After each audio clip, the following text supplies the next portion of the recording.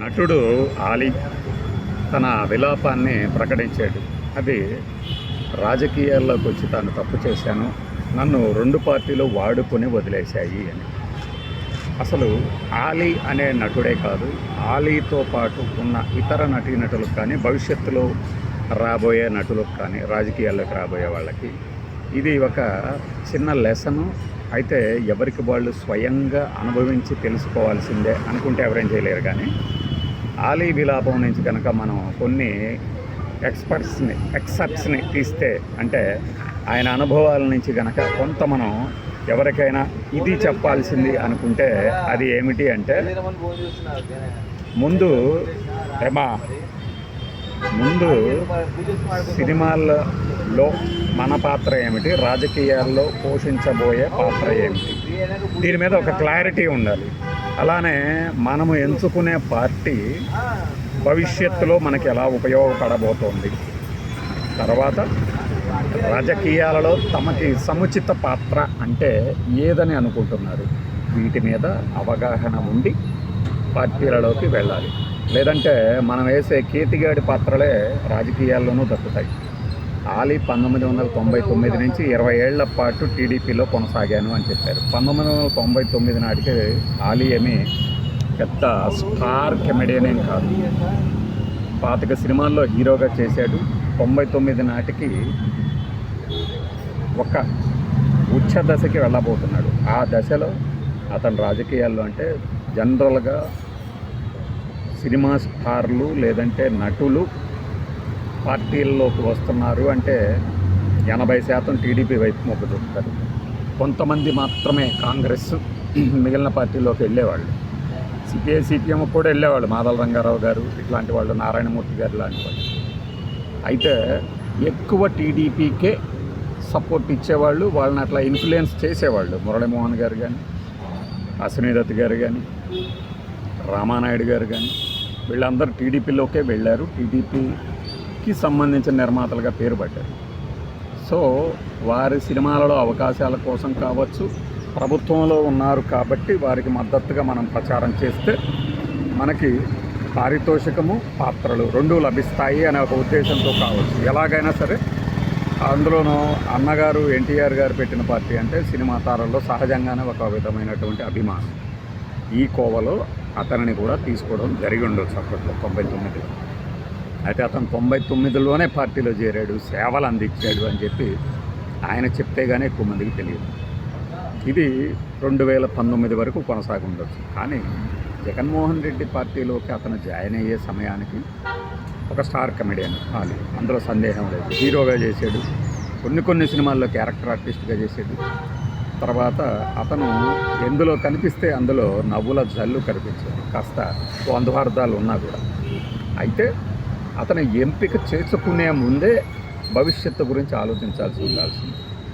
ఎందుకంటే అనివార్యంగా మీకు ఇక్కడ పద్మాలయ స్టూడియో, అన్నపూర్ణ, రామకృష్ణ సినీ హార్టికల్చరల్ స్టూడియో, రామానాయుడు స్టూడియో ఇవి మాత్రమే హైదరాబాద్లో ఉన్నాయి. పద్మాలయ తర్వాత వీక్ అయిపోయింది, సినిమాలు తీయడం తగ్గించేసింది. సో ఉన్న స్టూడియోలన్నీ కూడా ఒక పార్టీకి దాదాపుగా మద్దతుగా నిలబడినాయి, ఓపెన్గా కానీ లోపాయికారిగా కానీ. ఆ క్రమంలో మనం ఇక రాజకీయాల్లోకి వెళ్తున్నాము అన్నప్పుడు సినిమా భవిష్యత్తు అంటే సినిమా కెరీర్ని వదులుకొని వెళ్ళగలిగితేనే ఇది మిగిలిన పార్టీలోకి, టీడీపీ కాకుండా ఇతర పార్టీలోకి వెళ్ళినప్పుడు. ఎందుకంటే అక్కడ రాజకీయాల్లో ఈయన ఆశించిన పాత్ర దక్కనప్పుడు అలానే కొనసాగినా కూడా ప్రత్యామ్నాయ ఉపాధి మార్గాలు గనక చూస్తే అవి సాక్షి టీవీ తప్పితే వేరేది లేదు. కానీ యువతల వైపు చూస్తే మీకు ఈటీవీ, జెమినీ, మా, జీ ఇలా ఎంటర్టైన్మెంట్ స్టూడియోస్ కూడా ఉన్నాయి. సో వీటిల్లో మనకి పాత్రలు దక్కుతాయా అనేది బేరీజు వేసుకొని ఉండాల్సింది. ఇప్పుడు రోజా గారు ఒకవైపు వైఎస్ఆర్సీపీలో కొనసాగుతూ కూడా ఈటీవీలోని కొన్ని షోలు చేయగలిగారంటే అది షో నిర్వహిస్తున్నది మల్లెమాల అంటే శ్యాంప్రసాద్ రెడ్డి వాళ్ళు కాబట్టి. ఈ కోణాల్లో ఆలోచించకుండా ఎక్కిన ఒక ముఖ్యమంత్రి పిలిచాడనో, ఒక మాజీ ముఖ్యమంత్రి పిలిచాడనో పరిగెత్తుకుంటూ వెళ్ళి మంచి పాత్ర ఇస్తారని, అది ఎంపీ కావచ్చు, ఎమ్మెల్యే కావచ్చు, ఆశించి భంగపడటం సహజం. ఎంపీనో ఎమ్మెల్యేకో టికెట్ ఇవ్వాలి అంటే మన స్టేచర్ ఏంటి, ఆ తర్వాత ఓడిపోతే క్యారికేచర్లు గీస్తారు అనేది కూడా తెలుసుకోవాల్సింది. ఇకపైన కూడా ఎవరైనా సినిమా రంగం, టీవీ రంగానికి సంబంధించిన వాళ్ళు రాజకీయాల వైపు దృష్టి సారిస్తే ఇవన్నీ దృష్టిలో పెట్టుకోవాలి. అదే మీరు టీడీపీ, బీజేపీ, జనసేనకు సంబంధించిన కూటమిలో గనక జాయిన్ అయితే, జనసేనకు సంబంధించి సినిమా నటులు ఎక్కువ మంది జాయిన్ అవ్వలేదు, కానీ చిన్న చితక ఆర్టిస్టులు, క్యారెక్టర్ ఆర్టిస్టులు కొంతమంది జాయిన్ అవుతున్నారు. దేనికి అంటే ఆ కాంపౌండ్లో హీరోలు ఒక 60 మంది దాకా ఉన్నారు. సో వాళ్ళ సినిమాలు లేదంటే వాళ్ళ చేత ప్రభావితం అయ్యే సినిమాల నిర్మాతలు వాళ్ళ వాటిలో వీళ్ళ క్యారెక్టర్లు వస్తుంటాయి. అందువల్లనే అనివార్యంగా అవసరం లేకపోయినా భజన అనేది ఒక నిరంతర కార్యక్రమంగా సాగుతూ ఉండేది. చాలామంది ఇప్పుడు బయటకు వచ్చి చెప్తూ ఉంటారు, అక్కడ ఆ ప్రోగ్రాంలో మేము ఎందుకు లేమంటే భజన చేయలేకపోయాం, నాకు ఇష్టం లేదు, ఇట్లా రకరకాలు.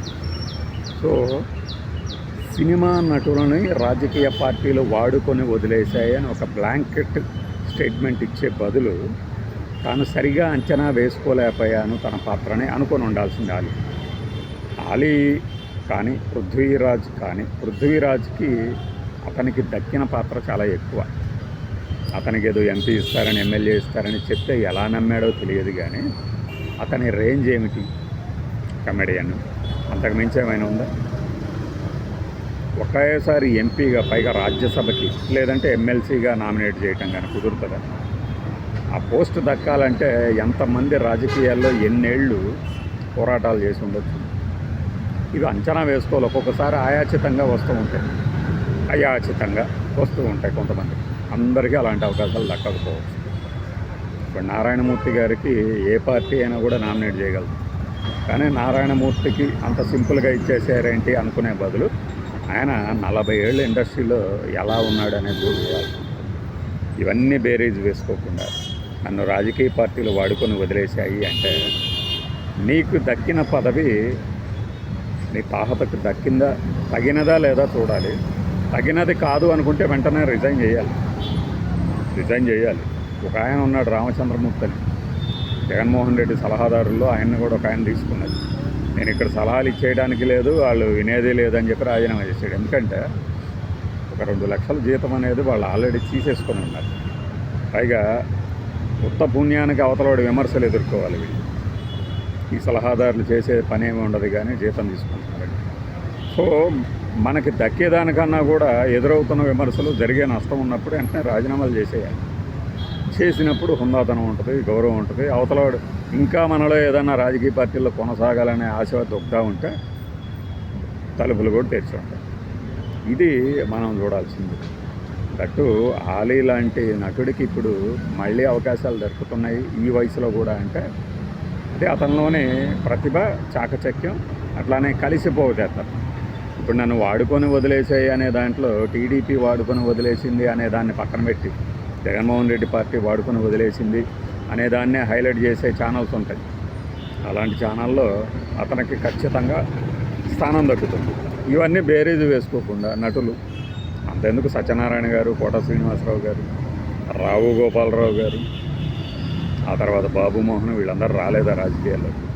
ఇది తెలుసు కాబట్టే బ్రహ్మానందం గారు బహుశా రాజకీయాల్లో. తెలియకుండా ఇప్పటికీ కొంతమంది ఊగుతూ ఉంటారు, మా అంతటి వారు లేరు నటనా రంగంలో అని. కానీ లైట్ మన మీద కొన్ని రోజులు ఎక్కువ రోజులు పడుతుంది అంతే. అలానే రాజకీయాల్లో కూడా ఎప్పుడు ఏ లైట్ ఎందుకు వెలుగుతుందో మనకు తెలియదు, తెలిసే వారికి తెలుస్తూ ఉంటుంది. ఈ కోణంలో ఆలోచించినప్పుడు ఆలీకి దక్కింది చాలా ఎక్కువగానే అనుకోవాలి. అనుభవం రూపంలో కూడా ఇది విలువైన అనుభవం. దాని నుంచి పాఠాలు నేర్చుకుంటే అర్థమైన వాళ్ళకి అర్థమవుతుంది. కొంతమంది ఇంకా నటులు ఉంటారు, అవసరం లేకపోయినా ఆసువుగా ప్రత్యర్థి పార్టీలుని విమర్శించేవాళ్ళు ఈ నటులు. వీళ్ళు తమకి అయాచితంగా అవకాశాలు వస్తాయి అనుకుంటారు, బట్ అవి ఎప్పటికీ రావు. ఎందుకంటే ఈ కాకారాయిళ్ళు, చెంచాగాళ్ళు ఏ ఉద్దేశంతో వైఎస్ఆర్సీపీని కానీ కాంగ్రెస్ కానీ విమర్శిస్తున్నాయి అనేది టీడీపీలోని వారికి, ఇప్పుడు జనసేనలో వారికి కాస్త తెలుస్తూ ఉంటుంది. జనసేనకి ఇంకా అంత సినిమా లేదు కాబట్టి వాళ్ళకున్నది 21 మందే కాబట్టి అకామిడేట్ చేయడానికి కూడా కుదరని పక్షం కాదు కాబట్టి ఆ అవకాశం వారికి దక్కట్లేదు. ఎవరెవరు ఇలా భజన చేస్తున్నారు అనేది. బట్ సినిమా రంగంలో మాత్రం మన చుట్టూ భజన పరులకి చక్కని సముచిత స్థానం దక్కుతుందనేది వీరికి తెలుసు. ఈ జంపు జిలానీలకి మనల్ని అవతలవాడు నిన్ను రాజ్యసభకి నామినేట్ చేస్తున్నాడనో రాష్ట్రపతి పదవికే పంపిస్తాడనో అంతే రాస్తే చెప్తే నమ్మితే అది వారి స్వయం కృతాపరాధమే అవుతుంది. ఇది ఎంత పెద్ద స్టార్లైనా చిన్న చితక నట్లయినా ఇది నా అభిప్రాయం.